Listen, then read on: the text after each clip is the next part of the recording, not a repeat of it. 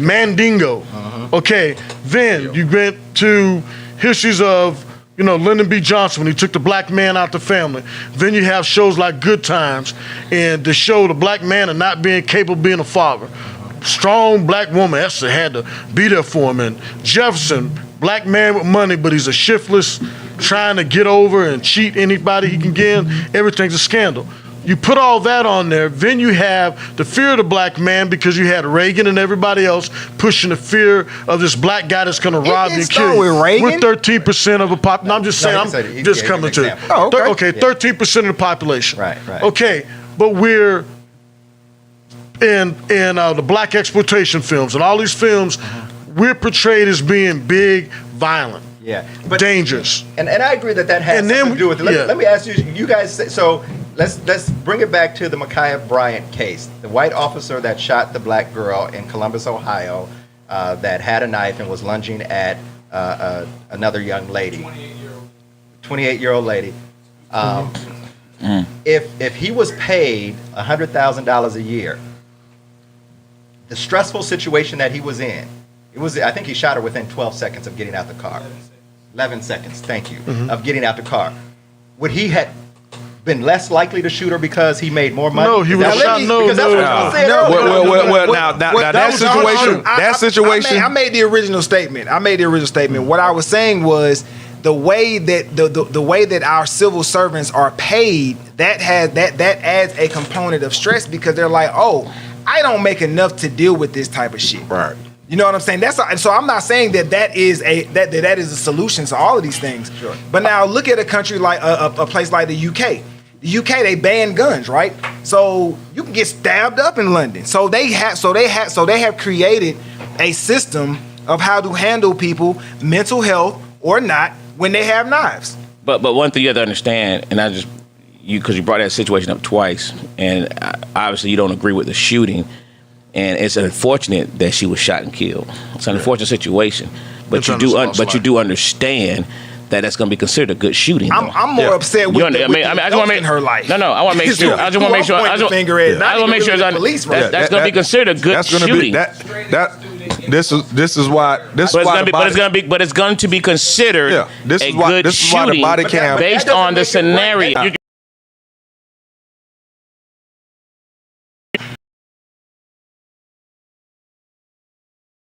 The one that she was about to stab, it's right to them.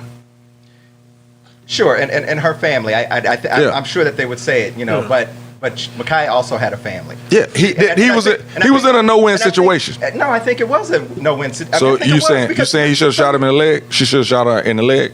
Tased her, shot her in the leg. Okay, and tackled her. Now the taser thing. So, James, tell me this: how come they can de-escalate a white person in those same situations? Them motherfuckers have guns. But you're talking about a white person that was charged at a police officer. They made the decision, regardless, they made that decision.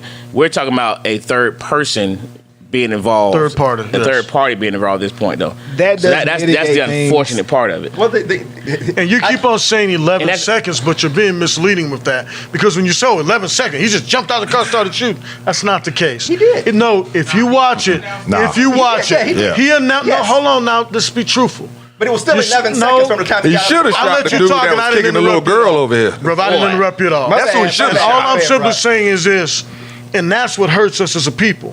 Because an intelligent brother like yourself, very intelligent, you deliberately said he just got out the car shooting when you knew he announced. I said within 12 seconds. With 12 seconds, but what happened within that 12 seconds? He got out the car, had time to announce. If you clearly watch, he's going and he sees gun. Great point. If we go back now, could you off air play that video if you're capable of doing it and time it exactly how many seconds from the time he sees a knife to that he shoots? And and it may have been less than, it may have been 2 seconds, 2.5 seconds. And what I'm saying is that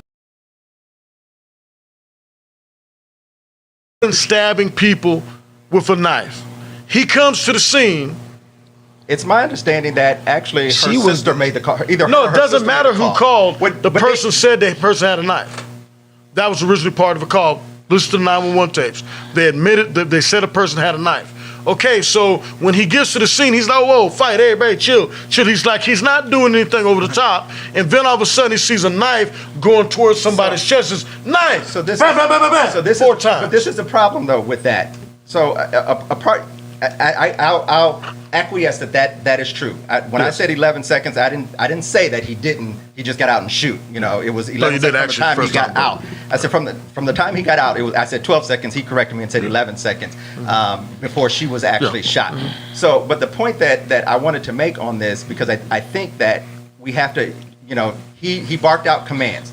I agree. I heard those commands as well. The problem is that when you are talking about the mindset of a 15-year-old kid. But you're going your Monday morning quarterback. Your Monday morning quarterback.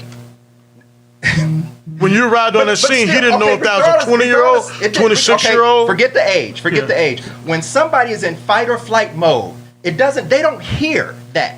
She probably did not even hear this officer say what he said. We barely heard it even on the tape. She's fighting for her life. From what we understand, Monday morning quarterback, and I agree with that particular piece, particularly for this, is that these grown women were called to this house to beat her up. That's why they came. And so she's trying to protect herself. I understand the officer did not know that. But what I'm saying is that, yes, he barked out commands. What if she didn't hear those commands? Doesn't matter. So what you're saying is, so let me ask this question. When we go with the what if factor, what if she stabbed him in front of the police officer? Stabbed that woman in front of the police officer? What's the what if then? Now she's got a knife buried in the chest. What's the solution to that point? And your 20-year-old daughter, auntie dies because the police officer stabbed her right in the heart. We don't know. She stabbed her right in the heart. Didn't take the shot. You're very liberal with that. The chances of a 15-year-old being able to stab someone in the heart that has no. Oh man, you're past level. Are you serious? You are past level. Yeah. Oh my God, dude. Where are you from? Where are you from? You're saying age matters on where you stab somebody at? No, I'm saying that a person who is not trained. I mean, she's not John Wick, so she. That's the most dangerous person is the one that's not trained. You know how many people get stabbed and shot in Atlanta? Ashtray, I'm sorry. And nobody has training. No, it's sad that the girl left her life, but I'm saying, her what age had nothing if she to do did with it. stab her though? If you're on the what if factor, and the police officer did not shoot, then what? Yeah, that's what I'm saying. I think he was in a no-win situation. Then what? What were you going to say? Why didn't that officer take action? Because she was black? No, he didn't care because she was black. But can I add? But we've seen one. I think we've seen one case of where a Muslim Somali officer in Minnesota killed an Australian white lady, and they shuffled him to the system.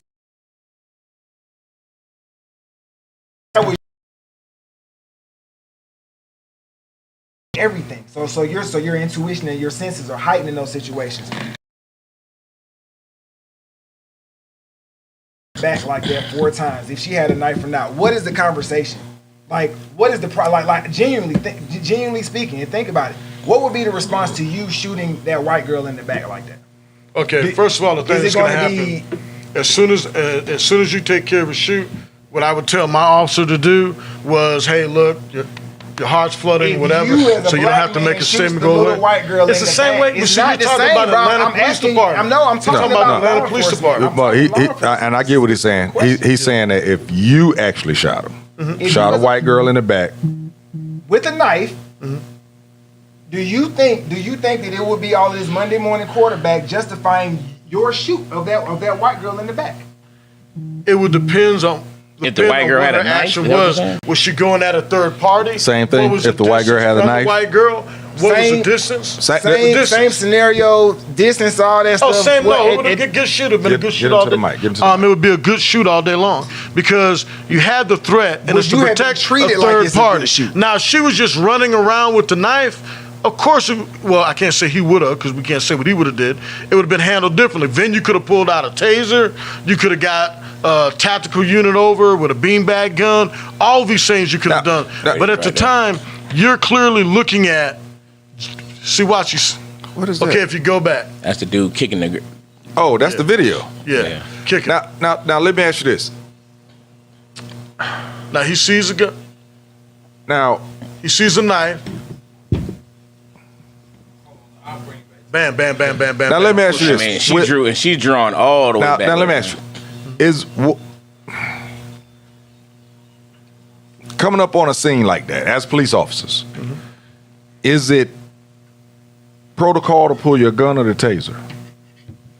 Neither. Neither, because at the time, if you don't see a knife or a threat, there's no reason to. Because he pulled his gun when he got out the car.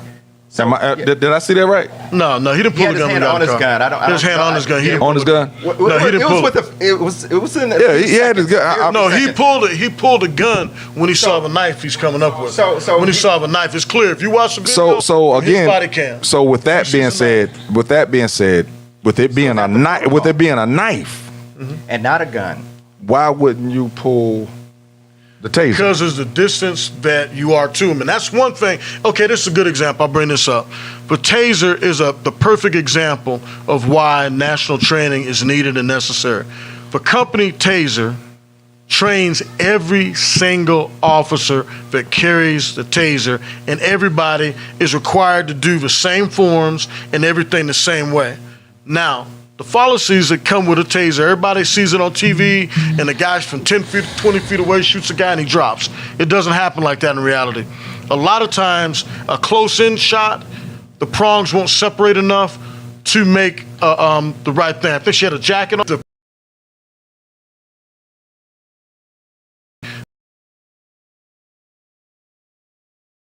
Not a foolproof thing. A taser's more of, I have a taser, like say if me and you had a knife. Me and Sykes come on the scene. Okay, you got a taser. I'm gonna deploy my taser, cover me. He'd step out, have a gun on the center of your chest in case when I deploy the taser, it doesn't work and you charge. There's no guarantee that a taser's gonna work. A lot of times, both prongs hit. If a person's high or if they're mentally off, a taser doesn't work. Sure. Now, in this case, like I said, I think I looked at the video maybe 3 times. I haven't looked at it a lot. But I don't know what the call was. I think it was a domestic disturbance call. Am I correct? Domestic disturbance, somebody trying to stab somebody with a knife. Yeah, it was a knife call. Okay, it was a knife call. So with it being a knife call, and of course this may go to the whole training aspect of it, with it being a knife call, wouldn't it just seems like the taser would have been the first thing to grab? No, because and again, you don't take a taser to a knife fight. Okay, so you take a gun to a knife fight? Yes. And you're trained for that. You go one step So again, above. it comes down to the training thing. A knife of key just as quick though. Yeah. Yeah, Knife of key just as quick. But when we, and I get it, if it's me coming against Mike, yeah, I'm gonna shoot him instead of letting him stab me. But as a police officer that's supposedly trained to de-escalate and not kill, But she was trying to stab. It was a yeah. I got that part. There with a knife, But he pulled his gun first. That's what I'm saying. He pulled his gun first. He sees, if you watch that video, he clearly does this. He's walking like his hand on the gun.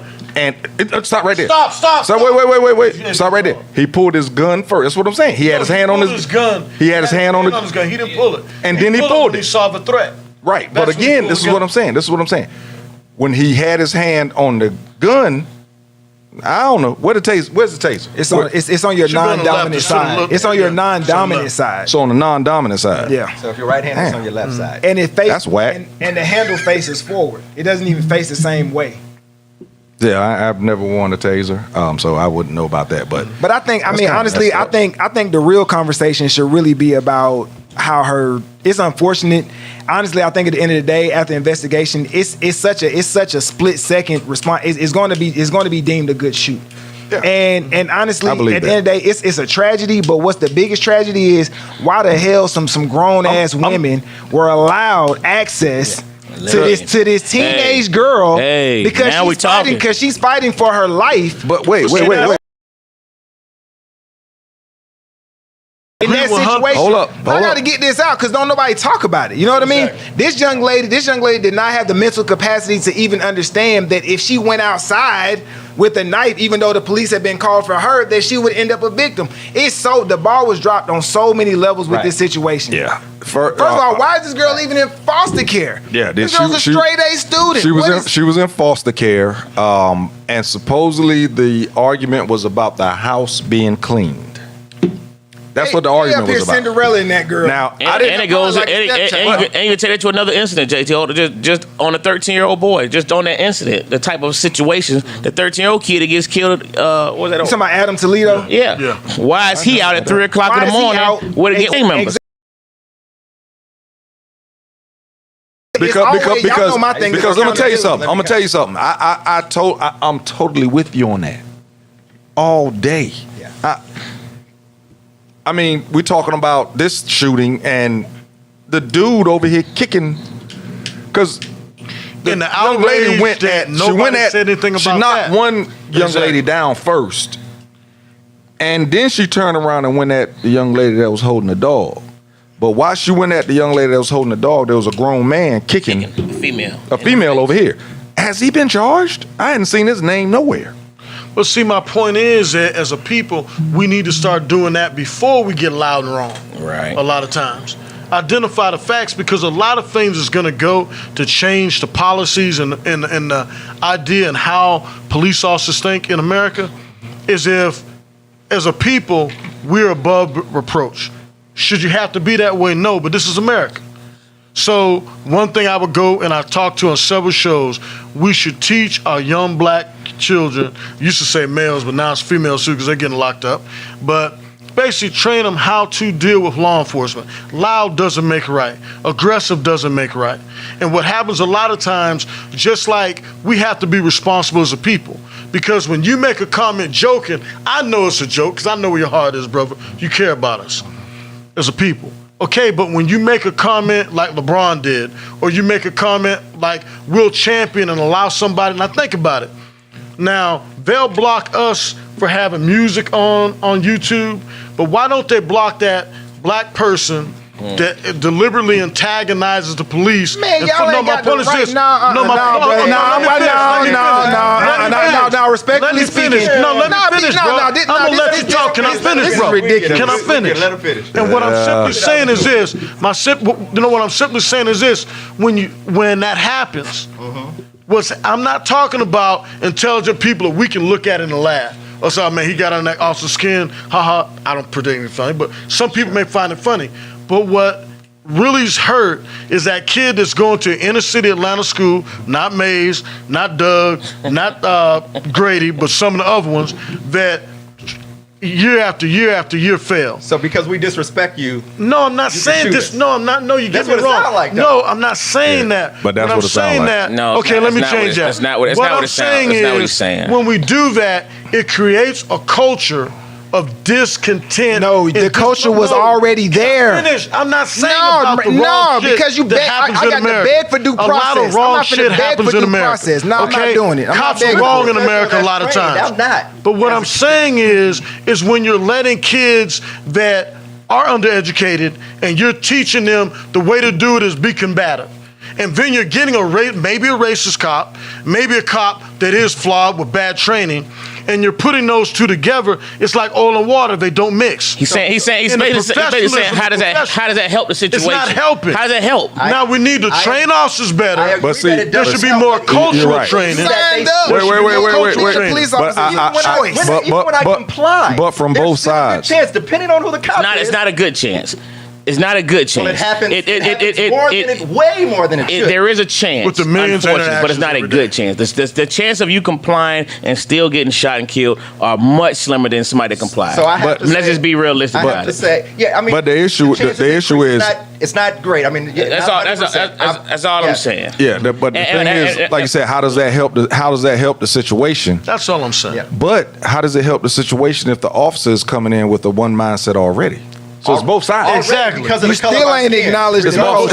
both And what I sides. say at the end of every show, and you hear me say, what I say, if anybody has an incident where they've been mistreated, report it. Call for a supervisor on the scene when you're out there. The problem is with that is, and I get it. Hold up. I get it. I get what you're saying. You know it. But the problem, let's face it, man, life is life.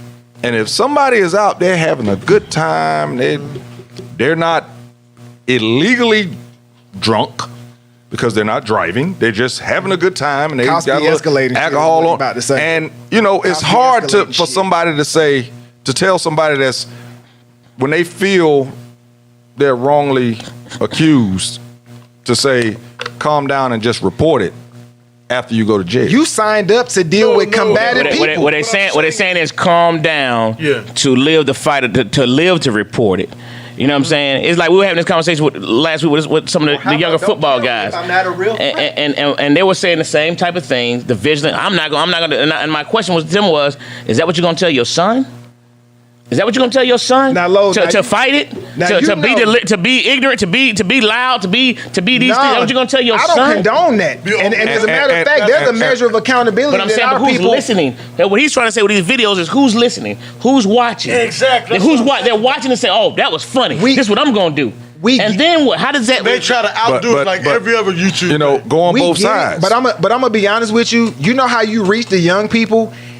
The mindset has evolved. There's a sense of entitlement. There's a sense of you got to spoon feed me a particular message. What I would say is for brothers like you to have this experience, you gotta come to them and acknowledge this shit. One of the reasons why they act like this is because nobody really cares. Nobody really cares. Now people say that they care, but you know what I'm saying. But you have to kind of come meet them with their. Excuse me, engineer. Feel like they care about you. Just acknowledge it, and then teach them the game after that. But when we don't acknowledge it, and then we're trying to teach them the game, they're gonna be like, "Nah, bro, that's not my reality." You know what I mean? So I completely agree. How we act, I got home training low. You already know. I know how to conduct myself. You know what I mean? Exactly. But I've also acting here when you on the traffic stop, you're gonna be. You already. Also, how you doing now? You already know. I'm not about to kiss his ass, but I'm gonna be very respectful of the position that he's in. You know what I'm saying? I'm not about to kiss your ass. But when you don't kiss their ass and you don't say yes sir and no sir, yes ma'am. I have 3 incidents in Atlanta that has happened to me where I was stopped. I'm with you on that. And I don't call anybody sir or ma'am. It's not because I don't think that's the only way. I know you don't have to, but some police expect that, and when you don't, they how many incidents have you had? 3. How many times you filed a complaint? Exactly. Exactly. And the reason is you're at 98% on that question. I go out to a scene or a sergeant. How many complaints did Derek Chauvin have against him before he killed George Floyd? How many complaints did Derek Chauvin have on him before he killed George Floyd? And I know you're talking about Atlanta, but we talking about that. And this is what I said. And this is what I said on another show, and I'll say it on this show. One of the things that we need to have is a national database that records all use of force complaints. Nah, because it's going to be a states' rights issue, and once it becomes a states' rights issue, nothing will ever be passed in terms of uniformity, and you know that. No, because of the blue wall that you what it would stop. What it would stop. No, what it would stop. Once if you've got a conviction on a maltreatment, 3 maltreatments, and it also, that follows you. So if you move to another state, another jurisdiction, that goes with you. That's what I mean by a national database. What happens now? You was talking about ABC and traffic stops, but if you want to talk about a national measure of accountability to where you can't get fired for negligence on one job and then go across country and get another job, yeah, I'm all for that. Yeah, that's what I'm talking about. That's what I'm talking about. Yeah, a national database, because what it does is say if JT worked for Atlanta and he whoops a guy's ass and gets convicted, before he's fired or the package, and this is something else they should stop. Officers can't resign and get another job. They have to let that package be cleared before they can get a job at another jurisdiction. Because what'll happen is JT's a piece of shit, so he goes, he quits. Why you gotta do you like that, bro? He whoops somebody. I gotta use example. I'm glad you used you, because last time you used me. He whoops somebody's ass. He whoops somebody's ass. He knows he's gonna be fired. It's on body cam. It's unjustified. What does he do? He goes down and resigns the next day. You know what happens? Atlanta takes that file, puts it away. He goes on. Now he gets hired in Cobb. Now he goes out and whoops your ass one night because you get a little mafia with him on the stop. Still within your rights, but he whoops your ass. Okay? Same thing. Before you can file that complaint, and you don't even complain, so we don't have to worry about you. You just told the ass for him. So then he goes on and he gets another job, 3rd job. Guess what happens this time? Lighter. He shoots a kid in the back of the head on a traffic stop.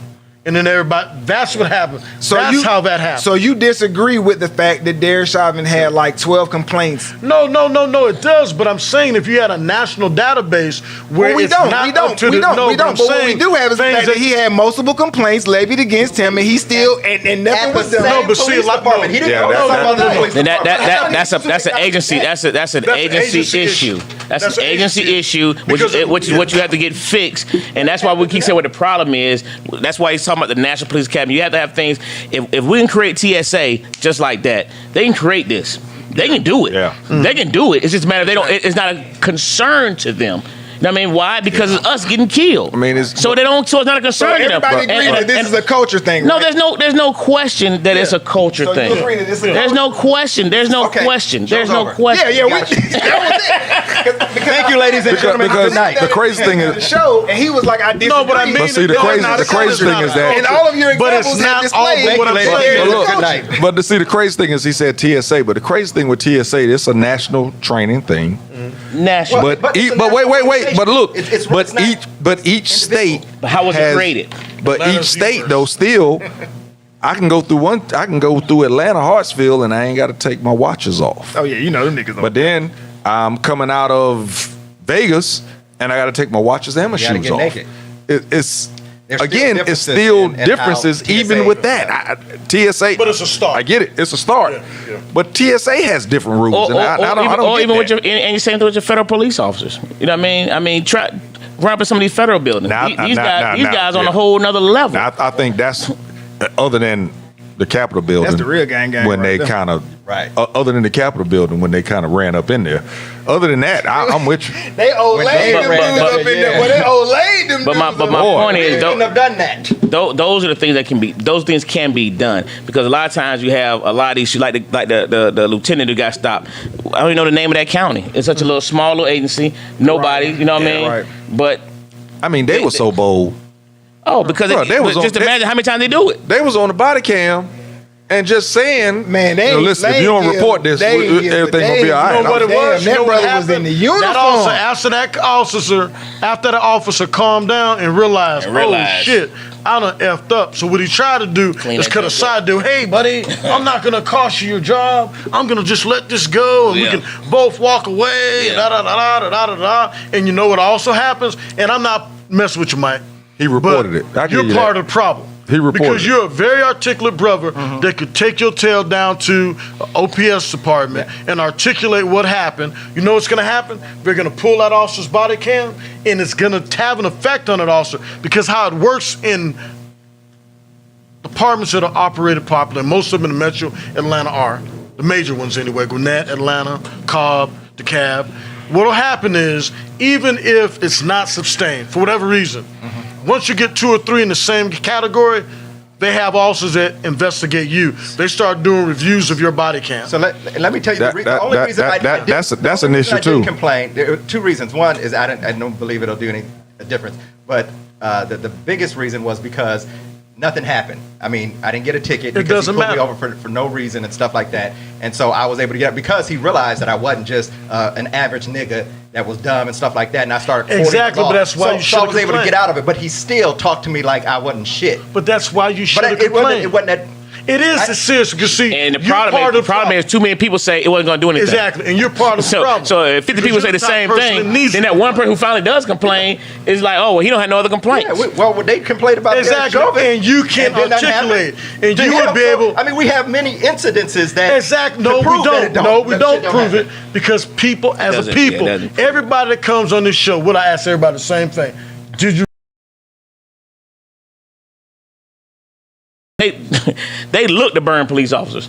I'm telling you, we hated OPS because they'll file complaints. Somebody file complaint for the simplest thing, and you be like, I might what? do it. I still got that. I've gotten called Yeah, OPS no, too you many got times. that I know. They complain about anything. And I had my attorney on the line I when told- they pulled me I over. totally- That's the first thing I do. I call an attorney so that they know that somebody else is on Okay, the line. see, I totally Now believe look, that he did that too. And but see, my point is, y'all were laughing when I said that. Y'all were laughing when I said that we should train young black men and women how to deal with law enforcement. But you just said things that if you got in front of a group of young black men and taught them, even if they didn't have an attorney, if you just do the old trick, have an attorney card and you pull officer over and hand in that card out the window, officer's demeanor are totally changed. Yeah. And what I'm saying is we teach young black men and women to articulate. And when somebody like yourself who's capable of filing a valid complaint, go down and complain when maybe the kid from the hood that can articulate it, but you've already filed a complaint and it's similar enough, but it's, hey, this is your second incident of not knowing how to handle people. See, and you know what they're going to do? They're going to randomly pull 4 or 5 of his upper body cams and see. They're gonna pull upper body cams and see if that's how that officer normally carries himself. I appreciate what you're saying in an urban setting, but we all know that Atlanta is its suburbs, right? And outside of that, you know what I mean. Was in Cobb. So you have 159 counties. One was and the ability for smaller populations per capita to be able to use those tactics is greatly diminished. You know what I mean? You can do that type of stuff in a metropolis.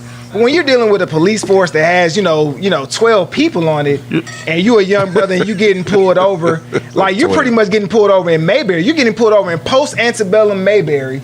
Those type of tactics don't necessarily work. You know what I mean? They still work.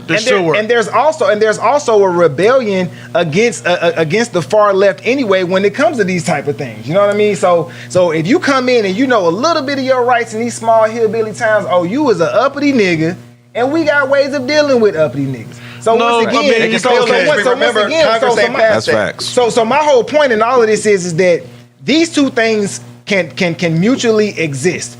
Accountability amongst black people and persons of color to understand that we are behind enemy lines, and also an acknowledgement of a systemic racist culture that exists within law enforcement. Those two things can be acknowledged, and we can tackle both of those things and accomplish so much. But let me say this to you, Bronze. When we want to argue which one carries more weight. But they have to be acknowledged. And let me just say this. I don't disagree with anything you just said.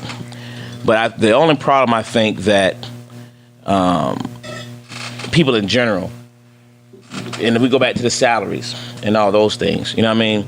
We are attacking the lowest echelon of the problem. You know what I'm saying? We're not attacking the higher echelon of this problem. So you're not going to get to the solution by destroying all the police officers. Say all police officers, put them all in one barrel, they're all bad. You know what I mean? All y'all cover up things, because they all don't. This blue wall, there is a blue wall on certain things, but I'm gonna tell you something. It's not. It's not. There is nothing in my time on the police bar. I wasn't there 30 years, but on my time on the police, there was nowhere in the world I would allow any officer to destroy a black person's humanity in my presence and not do nothing about it. I would have never have done it. It would have never happened in my presence. And guess what? How many times did somebody get pulled off that you witnessed an officer pull another officer off if he was going too hard? Oh, yeah. Oh, it's happened.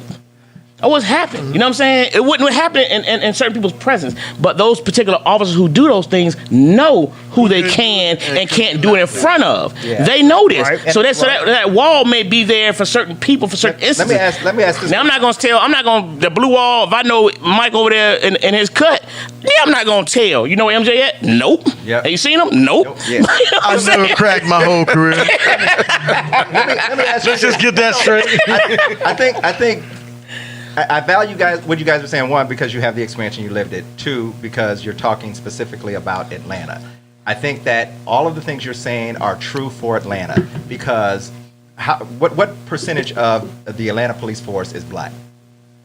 It's probably about. Yeah, you talked about 65%. Yeah, about 60. About 60-40 now. 60-40. What other city in this country has a 60%, a majority black police force? So while I agree that a lot of that stuff can and probably does work here in Atlanta, because 65% of people look like me.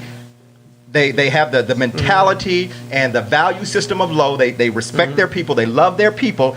That is not true in 99% of police forces across this country. That's why, and that's what we're talking about. We're not talking. Yeah, but I'm that's not why. talking specifically But about that's Atlanta. why it's specifically important about Atlanta. Yeah. No, but what I'm saying is that's why it's important to get the message out when you're on different shows and you're traveling the country, to put the message out to file a complaint, put the message out to call a supervisor to the scene. In Georgia, it's required if you ask for a supervisor, they have to bring one out or tell you why the supervisor's not coming out, get your information so the supervisor can contact you later at a later date. If you don't die. But the fact now that just about every jurisdiction has a body cam, what a push should be by the ACLU and other different groups is to require that the feds pay for body cams because it's very expensive.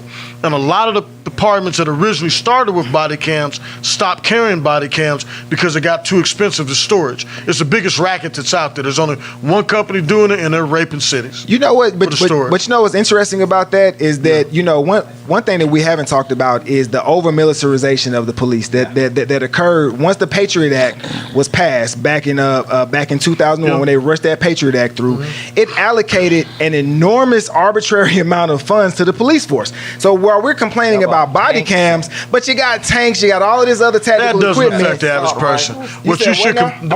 That has little or no effect on the black community. What the Patriot Act did. Let me finish. Hold on. What the Patriot Act did that destroyed us, they used the Patriot Act as an excuse to get easier wiretaps and things of that nature. Yeah, that's it's a pretty big bill, brother. But my point is that weapons, you made it a point.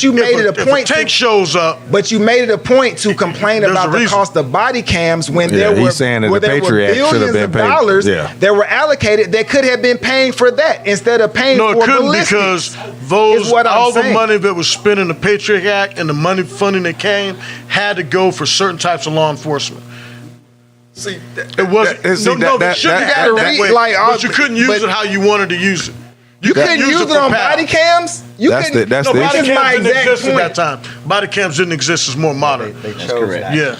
Body cam went around. They didn't have body cams when I was on the force. Body cams went around.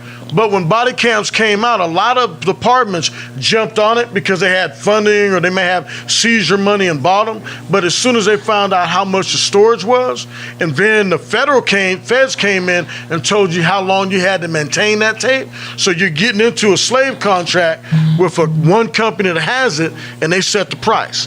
So most departments said, you know what? Thanks, but no thanks. And what departments do you think that was? The departments that are 90% white.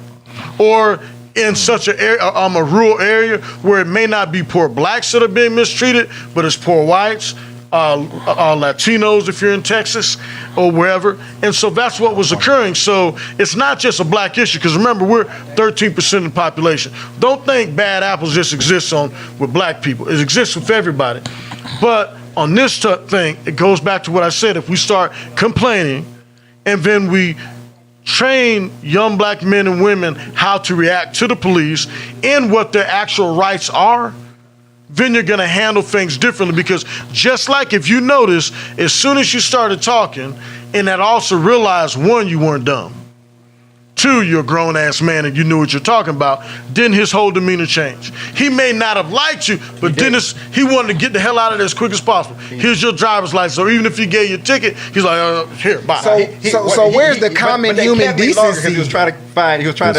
Where's the common human decency to treat someone regardless of your metric test, your intellectual analysis of that person, to deem whether or not they're worthy of qualified human treatment? That's an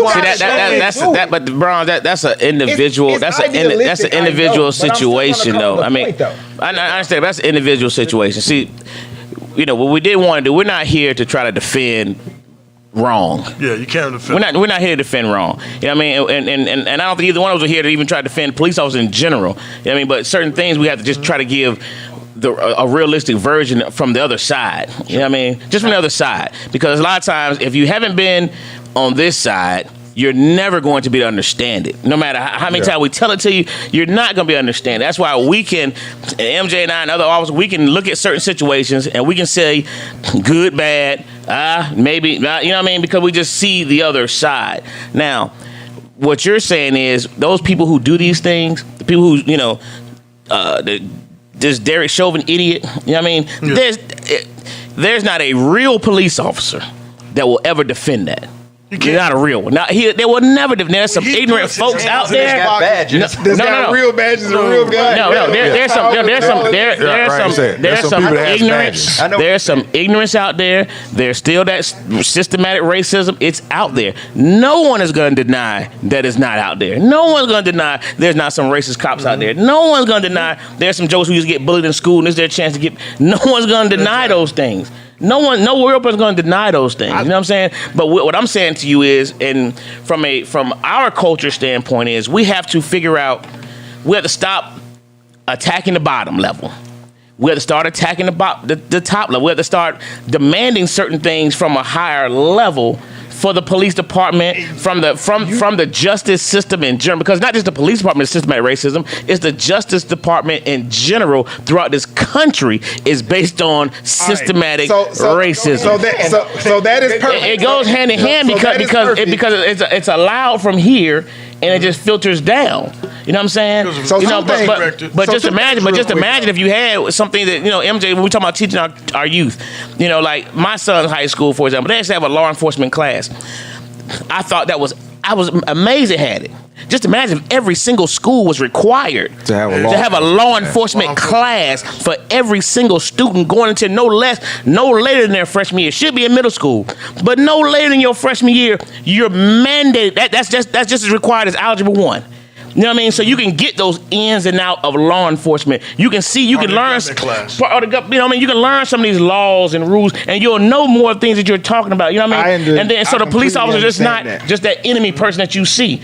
I understand that, which is why I said about 5-10 minutes ago that accountability amongst our people can coexist with a cultural bias against said people. We still have an obligation and responsibility to preserve ourselves first and foremost. You know what I mean? But when we hear these conversations, it seems like it doesn't have to be adversarial. It has to be an acknowledgement that police do fucked up shit. And because they have been able to get away with it for decades. There are police officers who do. Go ahead. But you can't. But that's my thing, though, Lo. That's my thing. You can't say that. But you can't put them all in the same bubble. But you can't say that the system. He said there are police. I'm saying there are police. He said police officers. And I get what he's saying in regards to the whole acknowledgement, because if you keep saying that it's not police, then it's hard to acknowledge that anyone in the police force actually does anything. There are police officers. But Derek Chauvin, bruh, they put him. But I'm saying he's a millionaire. That dude is a millionaire. They put him out there. They put him out there to get paid. He was that sacrificial lamb, and I do believe that. I do believe he's going to write 2 books while he's in prison. I do believe he's going to write at least 2 books while he's in prison. It's probably going to be a movie made about his life, why he ended up, why he is. He's going to make a lot of money. He'll come out on top. The simple fact that in America we have to have classes that we're proposing to teach classes for young people on how to deal with the police is exactly what their problem is. Not necessarily how to deal with police, but understanding the law in general, which will teach you how to deal with police. Why don't we have those classes about other people? But what it is that because you're not gonna your chance you're running to a doctor every day. Thank you. And your life can't be. But hold up. The way that we're describing, you ain't gonna run into a doctor. That's what I'm saying. It's the luck of the draw, man. Like we just acknowledge that it is the luck of the draw, and that nobody in here, no matter how good your heart is, can overcome, number one, the human condition, and number two, this system that has been created that you guys chose to work in. This is a chosen profession. No comment. I got a call on the line. State your name, caller. Hey, what's going on, everybody? This is Jesse. What's up, Jesse? What's good, bro? It was good. All right, bro. I knew you, Jess. I knew you had something to say. And I had a feeling. Man. I had a feeling that you didn't have the phone number. That's why I put it in the text. So go ahead, say what you got to say, bro.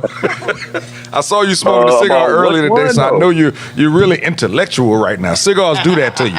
So go ahead, come with it. About which part, man? Like, hey, man. The after the trial, like. You can start off with after the verdict. Where should we go now? Well, Well, I mean, the verdict itself was, he fell on the sword. He had to fall on the sword in this scenario for the system to maintain itself. Because, they done burnt the city down enough times, and the city wasn't going to take another L for another cop. I think that the issue here that we all, as Americans, period, need to address is the fact that it's a thing, that it's controversial. Like, it shouldn't have been this long a trial. It shouldn't have been this drawn out. It shouldn't have been this much fanfare. Dude killed a dude. He should have been in jail, and that should have been it.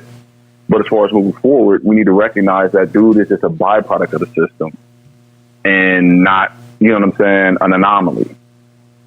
I did my time in the military, and one thing I learned is, I had to deal with cops. I had to do cop training and a bunch of other stuff. And the thing I learned was that, for us, you had to have a gun pointed at you before you can shoot somebody. Let that sink in. Ain't no such thing as, we thought, I could, nope. And it's taking that serious. So we need to address the system in itself. We need to address why the system is like this. And it's, we as Black people in America, we know the story all too well. And what I find is that racism in America isn't to point out Black people. The racism against us is a byproduct of what the issue is. All this stuff is done to keep poor, ignorant white people poor and ignorant and complying with the system. So you bring this dude on here and you do the dog and pony show, but in the midst of this dude going on trial, like 5 more people got killed during the trial. In the same system. Oh, well, this guy was a bad person. This girl was a bad person. This kid was a bad person. Never addressing the fact that the issue is cops need more training. They need recurring training. And we need a system that removes a cop's ability to do something ignorant without being held accountable. Exactly. It shouldn't have to be some long drawn out thing. Cops, if a doctor kills you accidentally, malpractice. Can't be a doctor no more if it was because because they were doing something wrong. If a lawyer do something ignorant and misrepresents you, that's it. Lawyer can't be a lawyer no more. I sure can. But because of the deep-rooted racism and how it's presented and how it's ingrained in people, there's always a scapegoat for stuff like this. And this is the only, 1 in every 1,000 Black men get killed by a cop. That Black person, gets killed by a cop. It happens so much as a statistic. Damn, that's actually pretty high per capita. We get to play this game where I didn't know it was that high. We get to play this game where we pretend that they may try to make every cop an outlier. It's not that. Now, this is a special case. Good person in a bad situation. Yeah. Now let me ask you this. I asked this chance to answer it in regards to the verdict and the killings that's happened after the verdict. Do you feel that was coincidence, or do you feel that was kind of like a get back type thing? I think let's say a reactionary type thing. I think it was just par for the course, man. Like, honestly, I think it was just par for the course. I don't even think it came into a relevant conversation. Like, I don't think they even cared. I think it was just normal, man. I don't think it was a situation where people were like, "Oh, we're gonna show them," I just think that they were just. That's deep. I saw a cop shoot a dude in the back for running away. That's deep. And this is why I had more guns put on me by cops growing up in LA than anybody else. Had a cop pull me over, told me they thought I stole my car. Had guns drawn on me. I was coming from my military recruiter. They pulled guns on me before I stopped the car. They told me they thought I stole my car. That's one of the reasons I got pulled over too. The hell is wrong with you driving a nice car? You out your motherfucking mind. You know what I'm saying? So, like, I'm 19. And so that's what I'm saying. I think for them, I don't even think it even crossed their mind to be like, oh, they just probably like, oh, he got caught. Moving on. All right, so that's because like 5-6 more people died. It's National Training Organization. We need to make that every week, like we did with the voting thing. Another thing we're not talking about is mental health. Mental health with these police officers. We talk about that every week. We got to talk about this mental health with these police officers. Look, man. we don't talk about only mental health with police. We talk about mental health with just us. But I think we got to talk about it with police, especially if you serve active duty and you done seen some things and you already suffering. Well, I think cops from some, you know what I'm saying, from some PTSD, and now you're in a situation. You know what I mean? To me, after every cop shooting, they should be drawing blood and taking urine. Exactly. You know what I'm saying? Exactly. So let's. It's not. Honestly, I don't want to hear few bad apples the same way I don't want to hear black on black crime. You know what I mean? Thank you. Because if you think about it, it don't exist. Thank you. You're more likely to be victimized by somebody that lives within your proximity or your radius. We don't anyway. call it white on white. We don't call it Mexican on Mexican. We don't call it Asian on Asian. So we got to get rid of these things, especially when it comes to law enforcement and it being a chosen profession, which is what I said a few minutes ago. You chose. Choose a noodle. Listen. So when I hear stuff like Blue Lives Matter, I'm like, you ain't gotta be a cop. That's a job. You know That's a job. That's not a. Listen, me and MJ, we talked about this television show, The Rookie. Did you see the episode when the veteran, the female veteran, came on the force? Yeah. And she was ready. She was ready to go in, and she recognized that, you know what, I probably shouldn't be a police officer because of what's affected me from the military. And she chose to actually resign from the police force. The simple fact that, and again, I know it's got a lot to do with finances, it's got a lot, the money. It's got to do with the money. But as we've been sitting there talking about, there's a lot of money that's been thrown around. So this young lady actually slipped through the cracks. I ain't gonna say, it really wasn't a crack. She walked in because she was a military veteran, and you think about it as being an easy transition because of military uniform code of justice, and then you have the police uniform. What do y'all call y'all's thing? What do y'all call it? Police what? As far as the laws, military uniform code of justice. What do they call the police thing? SOPs. Okay, police SOPs. Same thing as standards of practice. Standard operating procedures. Yes. So anything the same as anything else. But it's you would think it would be an easy transition, but you're not thinking about the mental aspect of it, of what they're bringing back from, especially people that's been at war, active war. I went overseas doing war, but I ain't had to shoot at nobody. I didn't. Nobody shot at you. No, nobody shot at me neither. I saw some dead people. Yeah, that's special. That was it. But there's some people that actually went over there and actually had to shoot at people, and actually people had to shoot at them. They're affected differently than what I'm affected. Those type of things need to be, you have to figure out some type of way, I don't know, to see you're right on point, bro. There's a way you have to see that, your way you have to either say, no, you can't, or we need to treat this before you can. Probably no, you can't is the better word, but there's not a lot of people trying to be police right now. So this is why it's able to be, there's a lot of people that's able to get into the police force. And I think there are societal trade-offs when you have those type of situations. I mean, like basically, for instance, there should be no veteran should be homeless. No veteran should have to wait, 18 months to see a mental health professional. Like, these things should be mandatory. Yeah. As soon as you come back, as soon as your tour is ended, you should go through a full battery. They should give you your voucher. You should have somewhere to stay indefinitely. But when bro, that's how it's supposed to be. That's how it's supposed to be. I will say this. It is available. I will say this. It is available for a lot of military veterans. I ain't going to say every. I would love to say every. But it is available because I know some military veterans that has come back and taken advantage of it. But a lot of people feel that they're okay. So it should be mandatory. You should have to fill out paperwork to turn down the housing. To actually go through a battery of mental assessments, before you can say there's a big gap. You okay. Well, the problem. Well, hold on, see, man. There's a big gap when we're talking about what we're talking about now, because in America we're just now taking mental health seriously in the last 20 years. Exactly. Period. And when we talk about dealing with people who deal with people every day, people have to use weapons with people every day. But they're not supposed to deal with this with a bunch of human wreckage. We're not supposed to be dealing with a bunch of dead bodies and all that stuff all the time. It damages you and damages you. Right.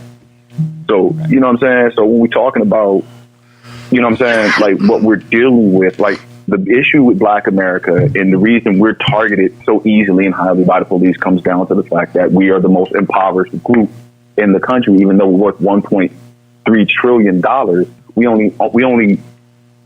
only have control over a half of 1% of the entire wealth of the country. You see what I'm saying?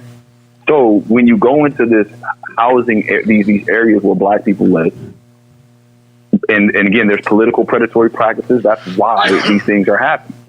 Because again, you don't see these things happen in Brentwood. You don't see these things happen in Beverly Hills. You don't see this happening in Buckhead every day. The reason you don't is because our cop rolls in there. What's the odds of you making that charge stick? Right.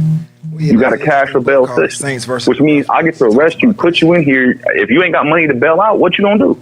You gonna plea out because you got a job to go to. That's that justice system issue that Lo was talking about. I think a part of the problem in America, or particularly like in Washington, is politicians look at people who serve in the military as disposable. You're only good while you are doing whatever we want you to do overseas. I believe that. Back here, we don't care about you. So, right. We had a little veterans, thing, that we kind of set up, but I totally agree. And even the little veterans thing you set up, it takes you exactly damn near 9 forever to 15 months to actually get the phone call or the email back, and it gets you to the point. It gets you to the point where you just stop looking for the phone call or the email. Then you miss it. Guess what? The cycle starts all over. Another back 6 at 0. months. You're back at 1. And hold up, bro, and don't forget. Still come so don't let's forget say the fastest job you can get is another position of authority where you have to carry a firearm and deal with people's freedom and lives, and you end up becoming a police officer. Excuse me. I'd like to add something into it real quick because we're getting a little bit. You're right. About 8 years ago, 10 years ago, one of the negative things that's come out of PTSD is they're not hiring law enforcement anymore. Most departments aren't hiring law enforcement. So it's a trade-off. Although some overreact, what you get with somebody that's been in the military before, in law enforcement, you get somebody that's going to react, that's been trained to react, that can take harsh treatment. In words, what you're getting now is millennials that are coming in and they're overreacting. But PTSD, I think that just changed it a little bit because I want to hear y'all's opinion on this. It's a little bit more radical. But I actually worked in one of the worst parts of the city. I shouldn't say that. One of the crime-ridden areas of the city. It's a great area. Zone 1. Okay.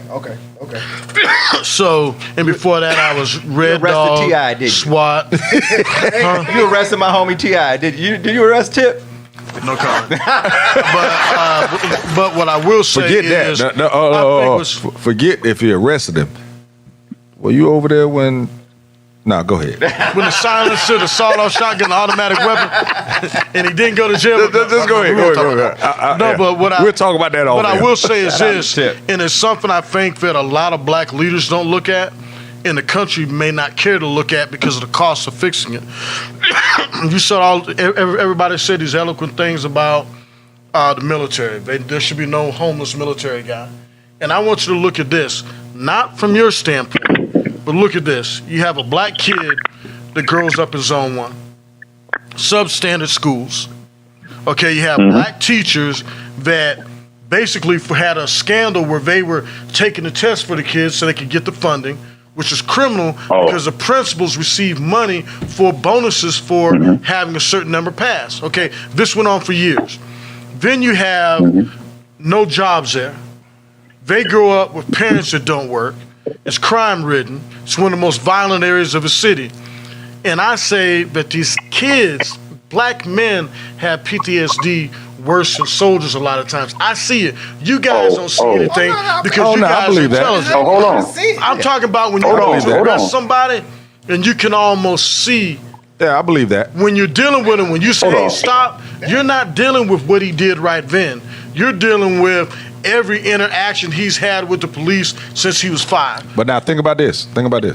Well, as that police officer is dealing with every incident that he's had since he was 5, there are certain police officers that's dealing with the incident that they actually had when they was 25. Oh yeah, and in the military at war. I'm saying they got to look at both ends of it because you know what's the people. But see, the problem is they need to go back. Reagan fucked up mental health care in America. Yes. He defunded it. Yes. They need to bring back federal funding for mental health care, but people need to actually do studies on how it affects inner city youth. Because I know for a fact, because I've been on drug task force,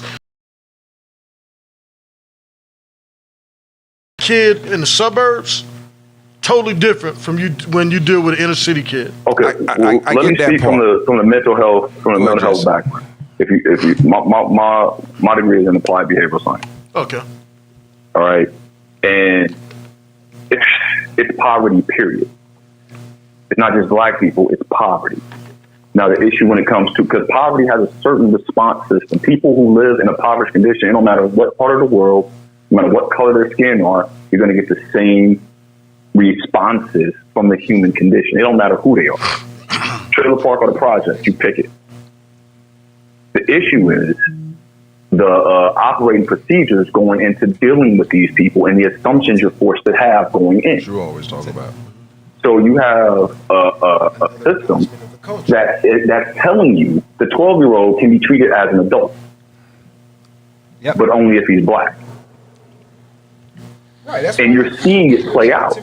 Now, I mean, to your point, black people in America, we make the average black family makes $41,000 a year. Yep. I'm sorry. 24% of black Americans make. I said black Americans makes the average median income from the black family is $41,000 a year. Yeah. 24% of black Americans live under the poverty line. So you take that, add to the fact that we have double the nation's unemployment rate. We're over incarcerated. Then you can't even tell, well, we're just more likely to kill everybody. But all that doctrine came from way like 1705. This is,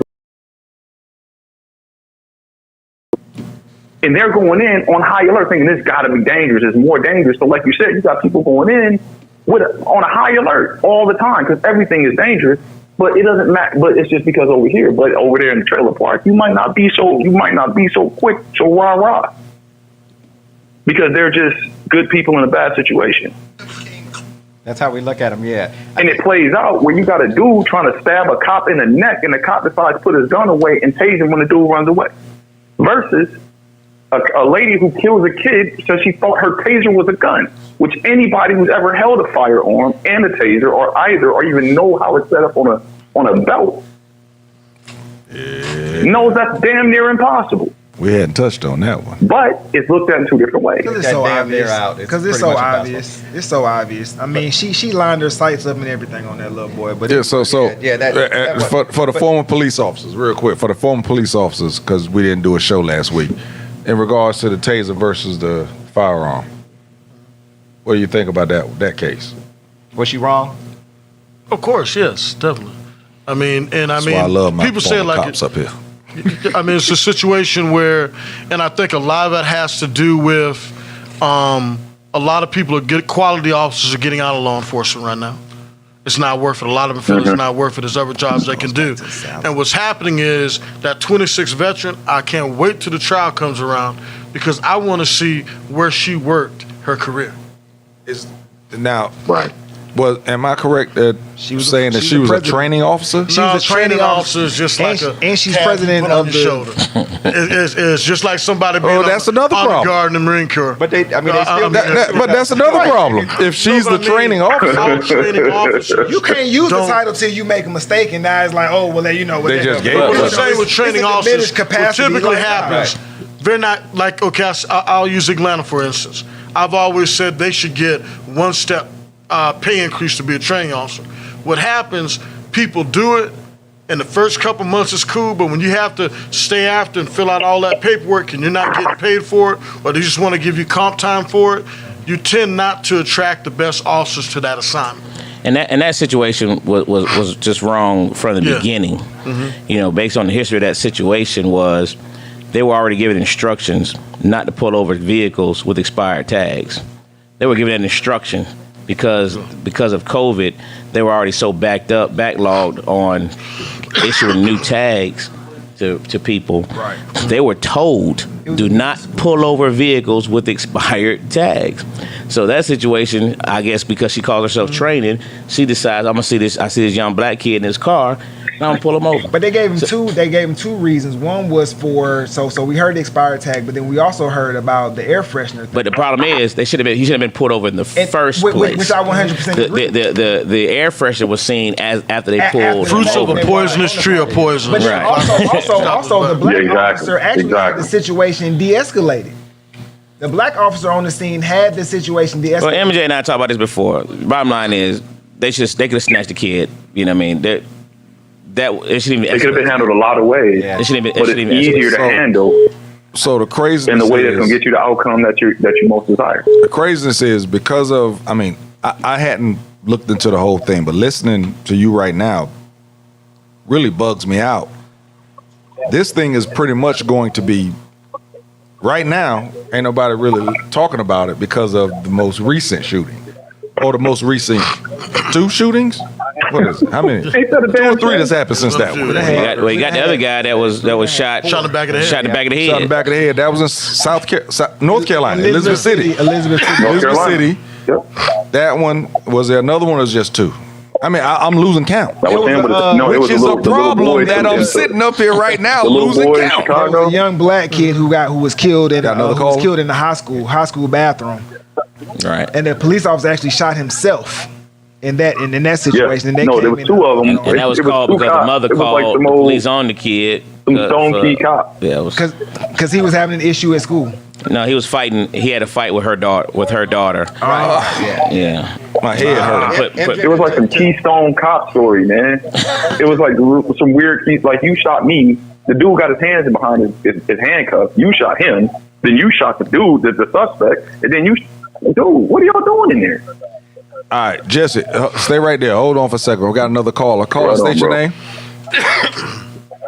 Shorter. What's up, Jaron? That's a man from Minnesota. Yeah. Yeah, what up, bro? Hey man, this man calls in every. I'm telling how's y'all are ahead on the phone call than what your broadcast is going. I was given a call to talk to you about the Porter case.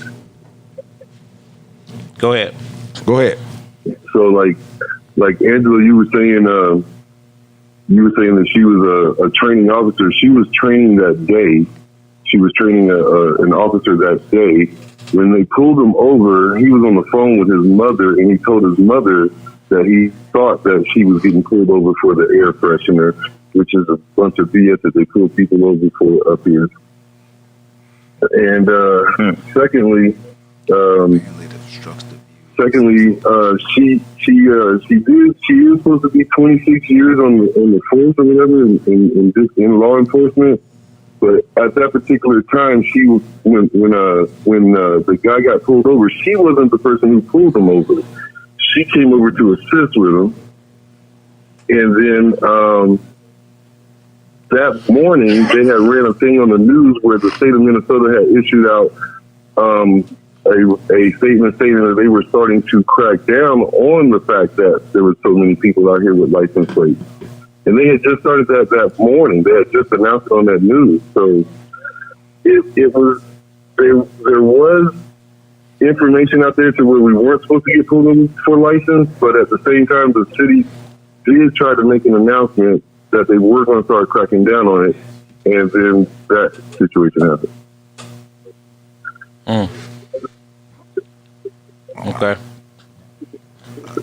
Okay. I wanted to. I'm confused on the air freshener thing.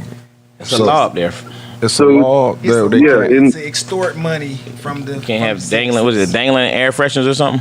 Well, from your front, right? From your front mirror, the little air fresheners that hang on your front mirror, right? Now they got people that drive around with the air fresheners and they get pulled over. Black people get pulled over, but you got white people running around with their cameras hanging right, in the same area. Yeah, I mean, but think about like who created those laws. I mean, who has air fresheners generally? What part of the population generally is going to have that? People who look Facts. like us. Yeah. But I wanted to. Yeah, not. Hey, this legend. That black ice is legendary, boy. Yeah, you gotta have your car smelling good. Yeah. One in my mirror right now. Ice. Taking mine down. One of the things that I wanted to say to MJ, he had, said that there should be some studies done around PTSD and the inner city. There is at least 3 dozen that I've read, and I haven't read them all. One is from Boston University. This chick named Danielle called the Hood Disease, PTSD and the Hood Disease, which is one of my favorite ones. But I mean, there are studies. The lack of studies or research on the issue is not the problem. I can promise you that. Send me that one. Well, they're not putting Send that one to me. They're not putting it out there then, because see what happens is like, okay, Atlanta's different. Once again, Atlanta's different because we actually have a special team that comes out with Grady. We has a sleepy needle. When we call somebody comes out, we call a special unit comes out that deals with anybody that's 24, which is a demented person. But prior to that happening, a lot of calls would turn into a beatdown or a physical force being used simply because the person couldn't comprehend, and some people didn't realize, hey, hold on, dude, this guy ain't understanding what you're saying. And a lot of times it goes bad. What I was saying about inner city youth have that issue. If you look at it when Atlanta Police Department was transitioning to the public school system was getting their own police department, I helped with that transition. It was my first time actually being around kids in school. Hell no, won't do it. But the issue was that I saw a lot of times, and these are black teachers with black kids, the kids would act with such rage that you knew it wasn't stemming from the teacher telling him, where's your homework? Sure. But there was nothing to do with that kid once you put your hands on him. Because anybody knows the Fulton County system, it takes so many points to put somebody in juvenile, and the kid didn't deserve to go to juvenile, but nor did he deserve to go to grade A floor. But you knew it was a mental issue. That's what I mean by doing the studies and putting the boots where the pavement is, and start implementing programs so these kids can get the help they need. Because by the time they get 18 and we're really at 20 and we really have to start dealing with them, that's the part, and don't take this the wrong way. That's a lot of times why force is used, because you're dealing with somebody that hasn't been diagnosed as being mentally ill. I'm not talking about the dumb shit like what the female officer did. I'm talking about just the everyday force. When you go, somebody's in Walgreens and arguing with the lady, and you go, come on, man, let's go, let me talk to you. And he just goes off, and you're in a full-blown fight when all it was over a shoplifting of a candy bar. Yeah, and now you got to use it. Or being followed around. Thinking I'm going to shop. Well, brother, either way, if it's wrong or right, what I'm saying is, but this is why we speak about mental health on this show. I agree with the lady caller who said that police aren't trained to be mental health professionals, and they should. Be. I agree that that's not their position. But how come we can't, create something to where, particularly in those types of issues, where you actually have a mental health professional go out with the police? Cost. Cost. And it's cost, but you also have to do something where I think if they make it where get them tanks up, man. Where the feds, like if the feds, if the feds will go ahead and pay for your schooling to get all the way through, if you do 8 years of service to the public, and then that's how you could get it out there. But right now there's a shortage. But there are communities that are doing it across the country, though. But it's not enough. There's communities that are doing it. It's not enough. Yeah, it's not enough social workers that need it. Yeah, it's not the communities that need it. The Brentwood kid that's mad because he didn't get a Corvette like everybody else and goes off. No, that's not the kid that needs it. The kid that needs it is the same kid that's black city, black mayor, black police chief, and those kids are handled a certain way. It should never be that way. But see, we'll talk about that bad police shooting all day long, but we don't have anybody that'll come out and speak negatively. Well, and let me just, again, that's what, to that point, man, I think the issue that we're dealing with is that Tavis Smiley. is that right there. Like, it's the response toward black people versus the response in Buckhead versus the response in Bankhead. You know what I'm saying? If I could just use that as just to put a point on it. Well, let's use Douglasville, Georgia, for example. I mean, Douglasville is a perfect example. I remember some years ago, Killer Mike got on V103, and he actually made an example out of Douglasville, Georgia. He said Douglasville has no excuse to not have any black elected officials. The city population is 66% black. Well, something must have resonated. We took heed, and now Black sheriff. we have black sheriff, we have black police chief, black mayor, black coroner, black tax commissioner, black DA who's actually on Sora. Right. So to acknowledge what Brother Lowe was saying about getting it at the higher levels, that's how you do it. You know what I'm saying? You have to vote, and you have to vote people in office that you can hold accountable for these things. You know what I mean? Well, and that also comes with the senators and the senators and the congressmen and the governor, because these mayors can only do so much. Military for a little bit, and I'm telling you, these dudes, man, they don't, bro. The people that need to make the moves, like right now, 100 days, right? President, United States, right? 100 days. Yeah. What's happened? What's happened? Well, he done gave One dude. Let me like the dude. The dude. They pushed a crime bill against for protection against racism, but in the name of the Asian community. Not to say the Asian community does not need attention. Not to say the Asian community is not dealing with a large level of oppression right now. Dude walks in Georgia, kills 9 people, right? Okay, a couple years ago, a dude who let it be known, I'm here to kill black people, walked into a church and killed 9 people. We got thoughts and prayers. Right. And he got walked to the police car with a vest on, and the judge asked the people of the victims. Who knew the thoughts and prayers meant so no, hold on, bro. He asked the victims to forgive him because North Carolina is a forgiving state. Yeah. Christians or black Christians are forgiven. South Carolina. So, what I'm saying is the law, the federal government is more forgiving in certain circumstances. And like my man said, like we need, because again, the people who put Black America in this situation wasn't black governors. It was the federal government with redlining.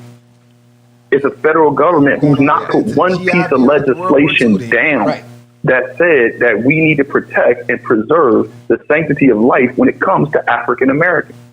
Not one piece of legislation identified us as people in need, and we are dealing and George Biden, when you're talking about our unemployment rate within his first 30 days for Asian Americans, that exact same thing. You see what I'm saying? We're at 100 days, and we're wise man's in office. Most black people voted for. And this is to my man's point.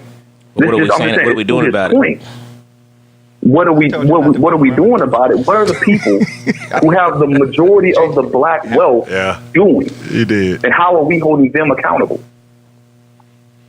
I've been speaking out on it, but I agree with you. I mean, you're absolutely right. I do think that there are. I just actually did a quick Google search. There is a toolkit that has been developed for partnerships between mental health and police department. There's been a lot of research on it. Why police departments don't take, so you can't say that, well, we need more research. No, because the police departments choose not to read the research and use it for training purposes, for redeveloping how they actually police, particularly communities of color, is square on the police department. I can show you a toolkit that was made by the Department of Justice right here. I have it right here. I can show you. And there's several of them and things like that. And there's several communities that use that. And so when a particular city or police department chooses not to use what's out there, go ahead. One thing with law enforcement, a lot of people don't see. Atlanta, our budget is a couple $100 million, I think, whatever it is, the budget for law enforcement. Most jurisdictions, a person goes to state mandate, and only training they get after that in their departments is the refresher every year that's required. No more training. That's it. Because retraining is literally the thing that the military does to keep people from sucking up dumbass, Exactly. Dorm lawyer logic that comes from people who are broken, worn out, and off from their experiences in the system. In the Air Force, they call it rebluing. Okay. So let me ask you that. I know we've always been talking about a national training organization. Should we also start calling out retraining on our show? Yeah. I mean, it's all a part of it. Because I mean, we've always talked about a national training organization. And every time I thought about it, I was like, a national training organization will probably train only new officers coming onto the force. Retraining will train the officers that are on the force. I mean, you start with the Just have mass training. They just have mass training come out. Controversial. I don't think it's a training issue. I don't think it's a training training issue is going either. to solve the problem. I think. I think it's a racism issue. You can't train racism out of the heart. The people who are killing black people. But you can train it. But you can train accountability. No.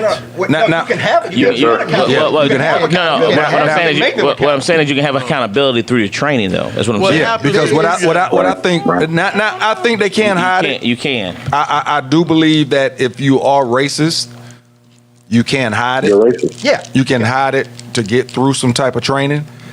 But because that training was actually given, then once you do certain shit, That's what accountability. you can say, yo, we did not train you to do this. The thing is right now, which is what everybody is saying, is that he or she was trained to do exactly what they did. Yeah. It's no, I ain't gonna say no. Yeah, the military. And when I was in corrections, we were taught to shoot center mass. We wasn't taught to shoot at the legs. When I was in corrections, if somebody went across the fence, we were taught to shoot center mass. We weren't taught to shoot him in the leg so he can come back to prison. We were taught to shoot center mass so he could not come back to prison. Sure. So that he couldn't try and escape again, You guys I guess. were created for times of war and trained for times of war. This ain't a war. No, but corrections. but It wasn't I think time. the I training wasn't- where I was in corrections. I was a jailer. I was keeping people in jail. But it's unfortunate. It's unfortunate that you guys see those negative clips. But what you don't see is the high intensity of certain calls you get in the situations you're in on a regular basis. Where people actually don't get killed. Hey, not only they don't get killed, but the people that you're dealing with, some of the what's the word? The uncleans. When you're dealing, you deal with some situations, man, that are. No. I completely understand. You can understand it, but my point is. Hold on. But somebody bought us some flowers. It's the situation they're dealing with. It's not every situation is not what you see on TV. No, I'm telling you, I understand that. I'm telling you, I can, but I have the ability to see things from both sides. You know what I'm saying? And I can put accountability on both sides. But one thing that we also haven't talked about is the privatization of the criminal justice system that has led to a lot of this over policing. Like when you have goes up here, where I keep telling y'all that goes way up there. I keep telling y'all that's old. That's it goes up, but we all know the shit rolls downhill. You know what I'm saying? And unfortunately, the shit tends to land on us. But I get what you're saying. But what he was saying earlier was you have to attack this because in North Carolina, when I was a correctional officer, I found out that North Carolina had the most in one state. I don't know what it is now. But back then, I ain't gonna tell my age, back then, they had the most state-ran prisons of any state in the United States. I believe it. And when I was in corrections, it was crazy that I would say most of the inmates that it wasn't over 50%, but it was probably 40% of the people in there were not actually from North Carolina. So the state was actually making money off of people that actually came to the state. Good money too. That's what they do. That's the whole 13th Amendment conversation. Let me add this about training. The money they make off of students in those desks, they make the same money off of bodies in those cells, in those cells and in those beds. But add one more thing to training. Training's needed, and it should be mandated And if you go to a federal level, because what happens now when an officer, and some officers like that aspect of it, it's a one job you can get where you're in total control. And that's what's bad about it, because if we're all 5 of us are police officers operating in Atlanta, we get the exact same call at 6 different locations. If we could all go to the 6 different locations, same time, same call, they're going to have 5 different outcomes. Whereas if you have more mass training, everybody's on the same page, it takes a lot of the objectivity out of it. Because right now, I can come in and I might just not like the way you wear your hat. And some officers are that petty. Right. But if officers are professional and you got body cams now, that's why I think body cams should be mandated that every sworn officer in America has to wear them. But see where the problem comes in. And if you turn it off, you should be. If you're 25, you should be in trouble. Yeah, no. In Atlanta, you're fired. In Atlanta, if you turn your body cam off on a hot call, you're fired. But hot call meaning use of force. Gotcha. Now let me ask you this. I'm sorry to interrupt you, but let's say you're on your way to a hot call, you never turn it on. It has to be on 24/7. Okay. All right. Yeah, it doesn't happen. I mean, I know everybody wants to be a boogeyman, but that boogeyman doesn't exist. Because as soon as you get on the call, you got to tap it. If these folks can pay for the cameras in the express lane and the Peach Pass lane, and they can pay for cameras on these buses, then damn it, you can It's not pay. the cameras. The cameras are only like It's the $2,800. data. No, I It's the understand data, it's the data. So But the hell, federal everybody going to the government- cloud anyway. Like, we keep making excuses for not wanting to spend the money on things that not only can preserve life when necessary, but it can also enhance the integrity and the perception does. of law enforcement. Here's the thing: they're not paying for it not because they don't have the money to pay for it. Let's just talk about the big old elephant nobody talking But they about. don't want it. They No, don't that's care BS. about black people. Man, That's they showed total that family BS. 20 seconds That's of that total video BS. when they killed that boy. It costs They showed that boy 20 too seconds. much They showed that money. family 20 Now, seconds just of that for the video. Yo, Everything costs too much money, but you find money. No, I'm not to pay saying for they what you should. want to. tax base unless Buckhead leaves. But what's happening in these smaller counties, when they're putting in the paperwork. That's 40% of the doggone. There's already another Buckhead in South Georgia, so it's kind of hard for them to leave as Buckhead. Yeah, if you're in Putnam County, Georgia, and you have, say, I'm just saying, if it had a population of 10,000 and 60% of people live below the poverty line, and now you're trying to get body cams for it, you can get. At first, there was federal funding to supply body cams. For storage, has to come from your jurisdiction. Sure. Now you're talking about taking a couple 100,000. So if you're storing every single officer's action for his whole shift, 8 to 10 hours or 12 hours. 365 days out of a year, it gets expensive. Well, that's don't what I'm saying. complain when we don't trust y'all. Hold on, bro. If y'all don't Hold want on. to put in measures where y'all can No, be held they want to do it. accountable It's not the and police promote that department. integrity. It's the funding. Well, Man, yeah, that's sell what I'm saying. It's not the them police tanks. Man, sell department that in this extra situation. equipment. Everybody don't have- You use everybody it don't for have that tanks. 10,000 Everybody don't have tanks, man. But there are a lot of jurisdictions out there that have way more equipment that they're just sitting on. No, bro, I in think case something now goes we're talking down. about higher politics in the United States. Like, in this conversation, we're talking higher politics in the United States. Of course we are. Because we're definitely talking militant police, but I'm saying, like, think about this. COVID happens, right? Suddenly the government finds $2 trillion. Out of nowhere. We just found $2 trillion. After screaming poor for how long? Money ain't gonna be worth shit in 10 years, boy. Hey, man. So, we got... Invest to his in point, Bitcoin, then y'all be straight. I don't to believe his, it's a funded I'm saying, to issue. his I point, think that's an training excuse. Y'all got is hippies more and than all this should be more than required because of the outcome. It would save the state more money All my drug because money I've that seen how y'all much money confiscated, Chicago had to pay in bills as covering cops in bad behavior.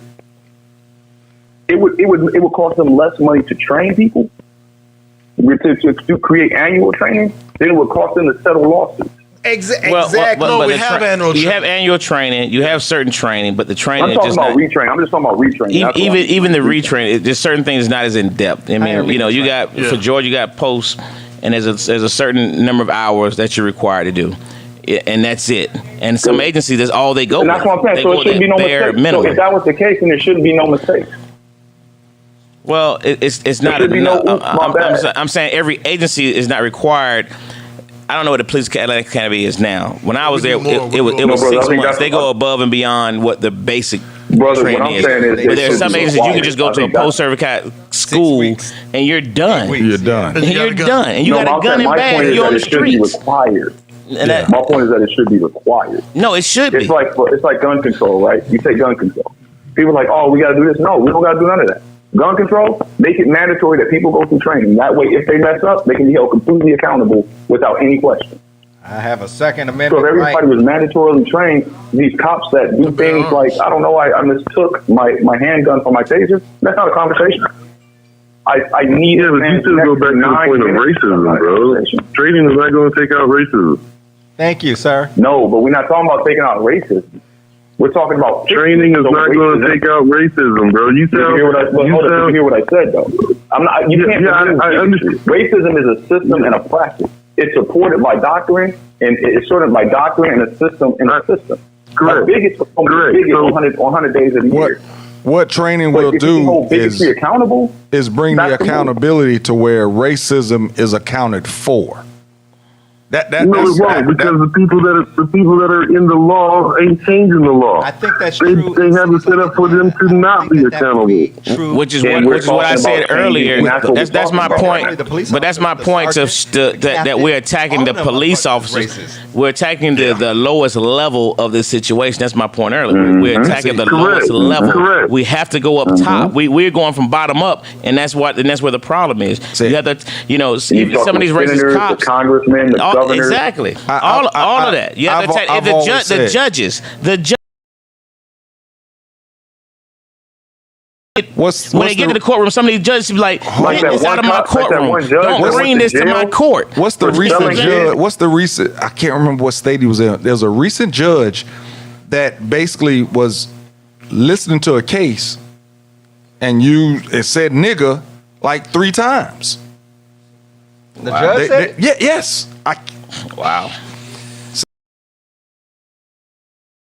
But there was a judge that said "nigga" 3 times. They got him off the case. They did get him off the case.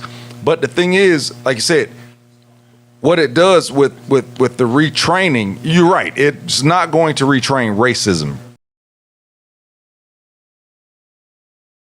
If we're training you to do a certain thing, it's not going to be 100%, but it will help with accountability. I feel anyway. Because some people only do it because that it will help with some accountability. If it's nationwide, If it's nationwide. and then these counties only And- have 10, 13 and I'm- officers. You gotta have some oversight. Yeah. You know what I mean? Because We need that's when those federal complaints. That's when those legislation. complaints that You don't still work need because to there's no oversight. militarize. I guess this is what and I think we're probably saying the same thing. We're saying it differently. Right. When you Right. say when you say training, I'm thinking of The basic stuff. basic stuff, techniques, things like that. I think the problem is the standards of procedures, or what do you guys call it? Standard SOP. Standard Or of make those procedures. nationwide, I think everybody that was- needs War to conflict. change. Yeah, Because, everybody like you the said, same that way. It could be a justified shooting Yeah, but- of Micaiah Bryant, but still, while it's justified within your current standards of practice or procedures, I think that those standards of procedures need to change, and then you train to whatever those new all of them are to include the training that you just deal with. What's the title when you're just dealing with people? How you handle certain situations, how you handle certain communities, how you handle, That's the training that needs to be- diversity training, Cultural training, cultural sensitivity all those. Which Just don't APD have- does do, but a lot of people don't do it. They don't have it. It doesn't exist. I can't speak for They need to be- law training that has been a part of the culture. Yeah, but that's diversity have been. Wait, let me say. Yeah. My point is that it's been a part of the training mechanism, not only for incoming new social. Ongoing, and studies have shown that it hasn't done anything. That black people still have worse outcomes in all of those systems. And that's why I'm a trainer. I've been a trainer for 20 years, and I'm one of the best. I get paid top dollar to train people, and I tell people when they call me, I can promise you this ain't gonna change the situation. This is not gonna solve your quickest thing to do. We can say we gave them a training type of thing, and that's the why issue, I'm saying, because as a professional trainer who trains in 4 different systems. And you're right, because you said it right there. It's like cultural sensitivity in Georgia. You can go onto the state website. It's a 2-hour course. You get 2-hour credits towards your post that you have to do. It's online. Yeah. And so they don't take it serious. But even when it's in person, I do 4 and 5 day, multiple day trainings for social workers, for teachers, for juvenile probation officers, and for mental health professionals. And still, research shows that even after they get, and most of them are, well, generally 40 hours worth of training. But what happens? Culture and diversity or sensitivity, whatever. Exactly, but the issue is the fact that social workers can't do their actual job because they're dealing with 500 people instead of a 25 they're supposed to be dealing with. So they can't actually do their jobs. With law enforcement, where it will make a difference is because if you ever go outside of Atlanta, being in fugitive, and you go there and we're stacked up to go hit a warrant, and you see these other jurisdictions, we got the bag, and they're pulling deer rifles out of a trunk, and hey, dude, this is a trailer. The bullet will come through and kill everybody in the stack, and things like that. It's just training, levels of training. And so what I'm saying, if everybody's trained on the same level, when there's interactions with inner city people or people of our color, that's what I'm concerned about right now. Okay, our color, everybody's going to be dealt with the same way. It's not going to be because he whooped his wife's ass last night or I whooped my wife's ass last night. Now we got attitude on you because your wife's mouthy. She going to jail. Take their personal opinions and interject them in how they police. But even with training, they still can take the difference is, and the they difference get away with it between because social you work have a badge. the difference between social work and everything else, that's why I said mandated. If they took the Atlanta police policy, I'd say probably 40% what happens in America would stop. The camera is on 20. I get what you're saying, but I also get what he's saying because, again, with that, as he say, the people up top can say, listen, he was trained to do it such and such way, but he decided to do it this way. It's a little different in your arena because usually, I'm gonna say all the time, they don't kill somebody. So to take out racism, but it at least will say, well, we taught him this training, diversity training, so he or she should know that type of deal. But listen, y'all, we done went way over our time limit. Luckily, our engineer, our main engineer is not here. Callers, Jesse, go ahead. Jesse, you still there? My probation officer going. Jesse already gone. Out past curfew. Minnesota, you still there? Gone. All right, so we're gonna start up here. MJ has the longest because he has a lot of titles. Go ahead and let him know.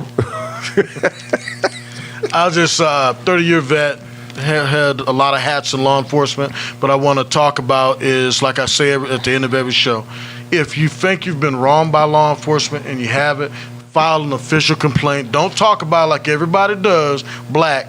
You talk for 29 hours about the 92 times you were mistreated, but every time somebody's came on the show and I ask them, nobody actually files a complaint. I feel file attacked. A complaint.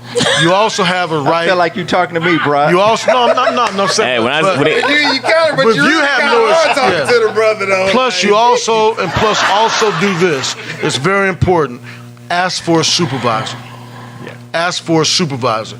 If you remember that officer that was mistreating that lieutenant, did you see how he started backpedaling? And hey man, I'm gonna do you a favor, you know. I ain't gonna report you. I'm not gonna report you because you know what? His buddy the whole time was like, you motherfucker. Because that in itself, that also at some point, and this is what we got to start having punitive measures against officers that allow another officer in their presence to do something that's not reactionary. that's not reactionary. If you just react and do something, you ride it yourself. But if I sit there and watch Low watches me kick somebody's head in for 10 minutes or sit on somebody's neck for 9 minutes and 21 seconds, that should be criminal. And hopefully that's going to come out of this also. The officers that watch that occur have to be dealt with also. Right. But as a people, going back to that, and I'll get off my soapbox, as a people, we need to talk to young black males and start as a teacher, if you have, or if you're dealing with somebody and you know he's got stuff he's holding inside, deal with him, because what typically happens, get him the help he needs, because if you don't, when law enforcement deals with it, it's never pretty. It's never pretty. And that's one thing that needs to get, but if we teach young black men and women how to deal with police, you shouldn't have to do it, but that goes both ways. If you know the law, you can say, well, also, why you violate my rights? Just like when you got your lawyer on the time, that officer's ass got tight, he sucked in the patrol car, and what did he want to do? Get the hell out of there as quick as possible. But if you teach people to do it right, and black people, I say it on every show, loud doesn't make right. And we need to quit backing up. Every time an unclean does something, we just jump on the bandwagon because they black too. No, let's not do that, people. Hold the people accountable person for their actions, and it'll get better. But we need to stress national academies. That's all I got. Hey, man, appreciate y'all having me on. Very, very spirited conversation. Very, very respectful conversation. I learned a lot. You know, it's all of the brothers and sisters out there in law enforcement. I know it is not an easy job on your psyche, but we need y'all out there. But like I said, I'm gonna stick with my original point. Accountability for everybody, which y'all know me. That's my thing. I preach accountability, don't matter what the situation is. Also in recognition of a national culture. You know what I mean? So we have to figure out productive and very cunning ways, it seems like, to survive and navigate this country. But hey, it's par for the course. Twice, critical thinking never goes out of style. Be aware of your surroundings. I think that's what the brother was trying to say on the end. You know what I mean? Don't give them a reason, because they're gonna come down on you. So, you know, that's my thing. But like I said, appreciate y'all, man. Y'all can find me at Monk ATL, Music Monk ATL. Holler at me, let me know if y'all think I'm a complete asshole, or if y'all rocking with what I'm saying. All right, peace. Everybody be safe out there. You wasn't here earlier. No. The first question that was asked was six shootings. The 6 shootings of black unarmed men since the verdict. Mm-hmm. Coincidence or get back? I think it was. I would say get back. That's gonna be my. Yeah, I think that officers who think like that and are like that, they are trying to maintain their way of life and how they deal with black people. And so I do believe that it was. I don't know all 6. I'm thinking of 3 or 4 in my mind. So there's a couple that I think I missed, but at least the ones that I'm thinking of in my mind, I would definitely say get back. That they don't want. Change doesn't. Losing weight, you know, changing how we treat our spouse or our girl. You know, nobody likes change, and so change is hard, and so we automatically fight against change when that kind of comes, which means that black people are going to have to fight harder. My last words? Last words, and let them know they can follow you. My last words is police ain't shit except MJ and Love. No, I'm just playing. Damn it, I wish we had a bell. Hey, man. We out. That's how you end the fucking show. We out. Right, yeah. We out. Drop the mic. Drop the mic. Except for the police officer. No, man. I think it's a great discussion. I love the different points of views. I love how we can debate it, still be cool, still love each other, even though we see different perspectives. Like my man here, I learned some stuff, you know, and I think Lo made a comment that really resonated, that, you know, unless you are a police officer, you can't you'll never truly understand that particular piece.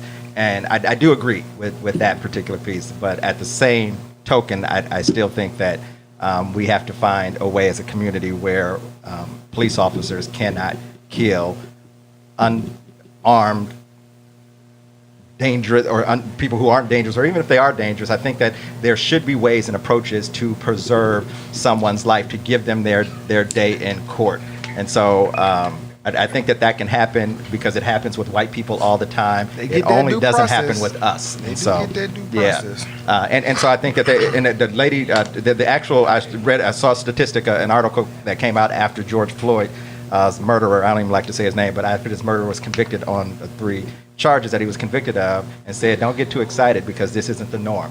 1 in 2,000 officers are convicted for killing unarmed black people. Yeah, we didn't even talk about qualified immunity. We didn't say, it was a lot of stuff that we didn't even really get into, but hey. You disagree with qualified immunity? I mean, if you pay them, absolutely. You know why? Pay them Most folks people don't 100,000. understand what actual qualified immunity is. We have another show on this. Right. It don't work for you. That's why, because it don't work for you. No, that's the whole point. Qualified you can't immunity use, like I doesn't deal can't with use that. stand my ground. You can't use qualified immunity. And them is facts. It doesn't deal with an officer. See, this. Let me shut it down. I thought we was doing last. Qualified immunity does not deal Struck a with nerve. That qualified immunity struck a nerve. officer's boy. bad actions. If an officer does something wrong, he's not covered under qualified immunity. He's covered under qualified immunity for mistakes or injuries or anything that happens while he's doing the right thing legally. So if an officer's doing the wrong thing, he's not covered under the color of law qualified immunity. By definition, that's correct. But by application, collectively. Unfortunately, there are situations, right, that probably get away. But this scenario, I think I don't necessarily think it was get back, but I definitely think there's situations that in this country they're just bad. There's police officers that are just flat out not good police officers. And they don't do our community and our justice system any justice. But I'm a firm believer, and I've been saying this since we started this podcast, that we are attacking the bottom up as opposed to the top down. And until we start going after the justice system, the officials who make some of these laws, Age has been given $50 billion, just like that. Speaks volumes on what the government can do if they choose to. National training, things of that nature. It's not like these things are far-fetched. They're not far-fetched. They're very much can be reality, but our government doesn't take the killing of black and brown people seriously. I mean, they take words like China virus more serious than the death of George Floyd, Breonna Taylor, and all the other many people we can just go down and name. They take the word China virus more serious than that. That became an offense, but killing us is not offensive, And until we start attacking those things from a higher level than just those beat officers on the streets, not giving them any freedom to do what they were supposed to do. They do what they have been doing. Not saying some of these things are justified, because a lot of them are just straight up murder. But we have to attack the system from the top down, not the bottom up. Angelo said a lot of the things that I wanted to say. First thing, Brandon, we both ordered gray shirts. His is a little different than mine. I wanted that one. But while we're talking about the shirts. Yeah. Get all that. Focus on this. It's real. That's real. The simple fact that somebody can make these shirts and know that they can make money off of them because the shirt is a true statement is a problem. We can't put names on this shirt because of the simple fact that we know we're going to need it again. So now we can keep reusing them. Even though I wanted that color, mine's a little different. I like that color better. I actually wanted blue. I kind of wanted that one, but it'll work. Brandon, I won't work with you on this. But getting back to it, the fact that these shirts can be made right now and can damn near be a fashion statement is a problem. Serious problem. A hat is a fashion statement. But when I can put something on, somebody can put something on a shirt and leave the name blank and it can keep repeating itself, that is a serious, serious problem. Now it comes from, we've had a lot of different opinions and it comes from both sides. Yes, I feel there's some issues in the police department. Totally. But I've been preaching this since we started this show. We got to clean up our own damn backyard. We've been saying this. We have the ear of America. What the hell are we going to do with it?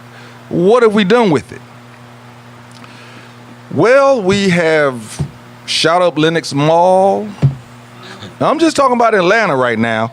Some gas stations we shot up. I mean, just been acting crazy. We have to clean up our own backyard. As long as our backyard, the front yard, as long as our front yard is messed up, man, these people are not going to pay no attention to what we're saying. Understand that. Parents, somehow get a hold of the young ones, yours, uncles, mentors, whatever. However you can spread the word, man, get a hold of them. Grab a hold of them. My engineer, yeah, boy, that dude, man, he go crazy. I coach him in flag football. Loses his mind. Every now and then I have to reel him in. That's what it's about. You have to reel him in sometimes, man, and he ain't doing nothing crazy. He's just hollering at referees. But there's people out here right now ready to slap the police, ready to slap women, ready to slap kids, and nobody is willing to step up and reel them in. We have to clean up our own before we can expect somebody to actually come in and listen to us. Understand what I'm saying? So with that being said, listen, the Shell of a Man stage play is coming back on August 14th and August 15th. We're going to be back. I'm going to be starring in that. I just finished Vegas Cigar Week, me and my wife. We are brand ambassadors of the cigar community. We are cigar enthusiasts. That's what we call ourselves. Can I show you pictures? No, do not pull that picture up. Do not pull that picture up. This dude, don't send it to him. Yo. Can I say something about my podcast? Yeah, go ahead. So one of the things, JT, I agree. I think that there are things that the black community needs to do better. I don't agree that if we got all that straight, then the police will deal with us differently. I think that some police, it doesn't matter. Because there has not saying that. When you look at the civil rights movement, black people wore suits and they didn't act like that.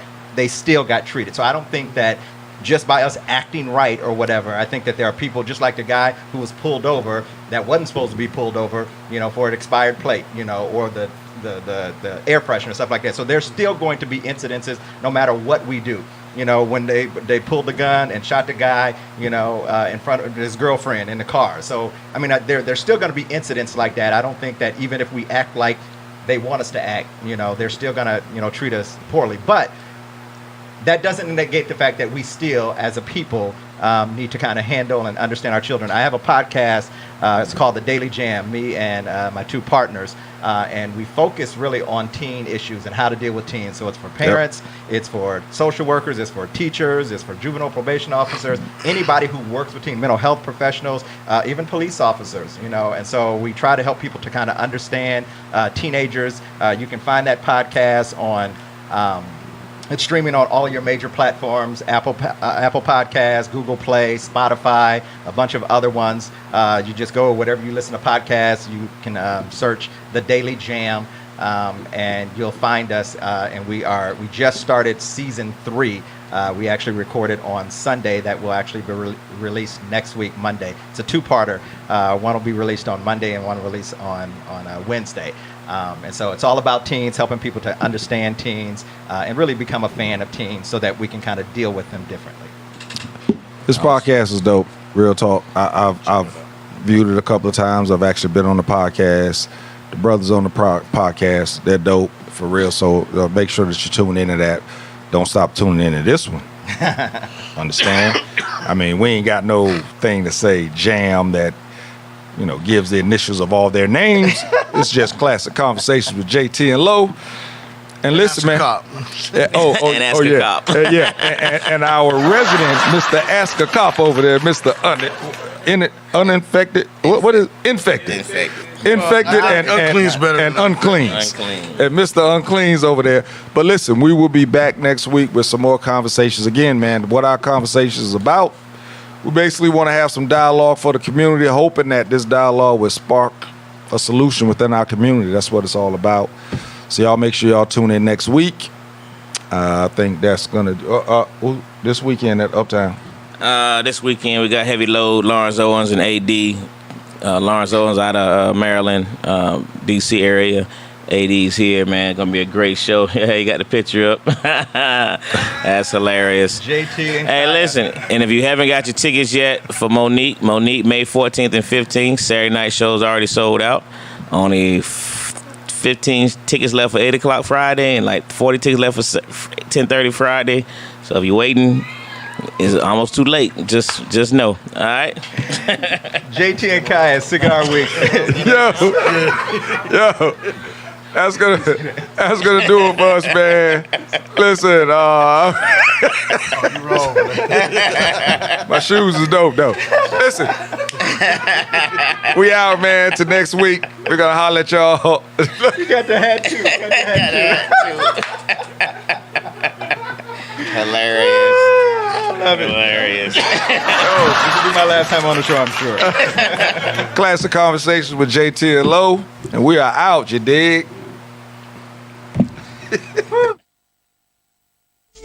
Or a Republican, nor an American.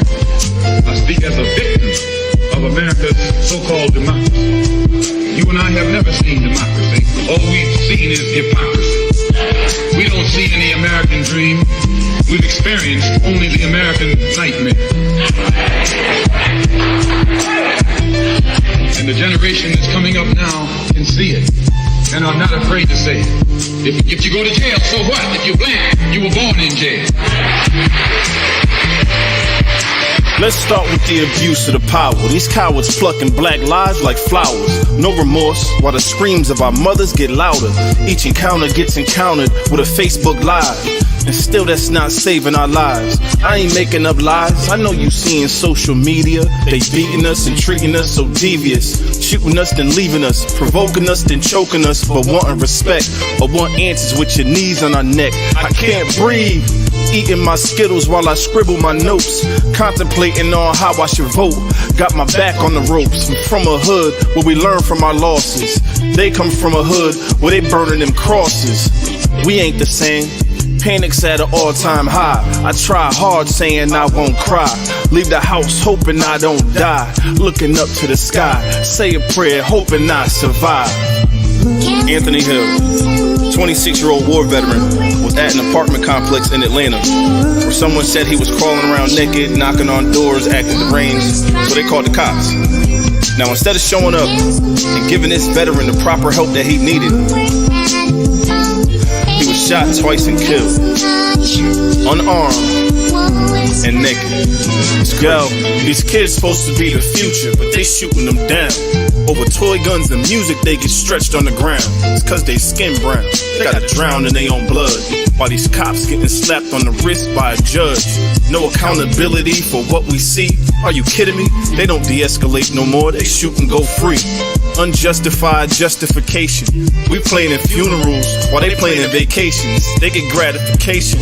One nation under the two different laws. The motivation needs no explanation, the system is flawed. They shooting up the mall, even killing in churches. With proof they get away with the murder. We can't break up a fight, have a broken tail light, or just run. If your phone is in your hand, they still screaming a gun. Get your wallet out your pocket, they get scared cause you black. Or kicking your door, put two on your back, and have the wrong address.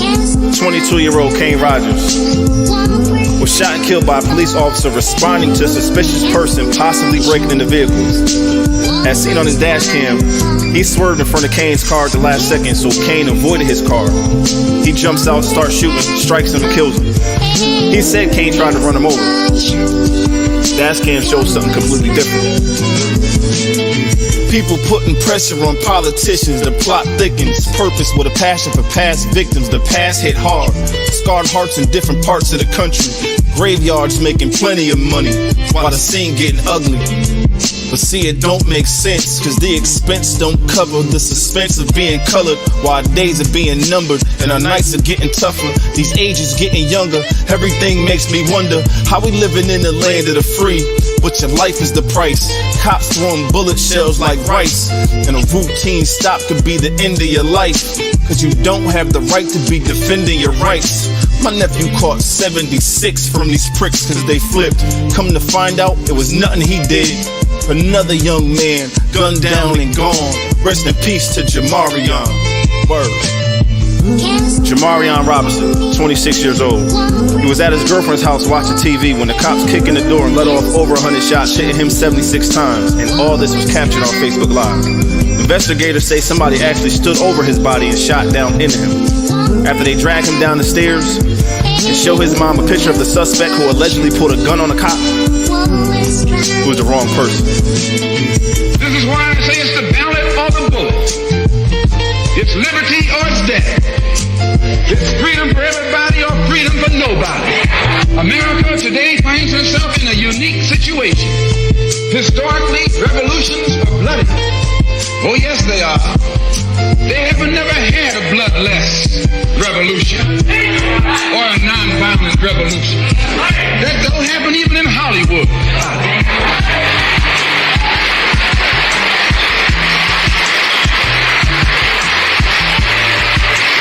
It'll be liberty or it'll be death. And if you're not ready to pay that price, don't use the word freedom in your vocabulary.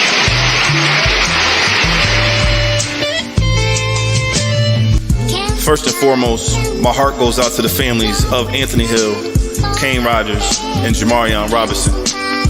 If you Google those names, you'll see their stories, you'll see the released pictures and video footage that's out.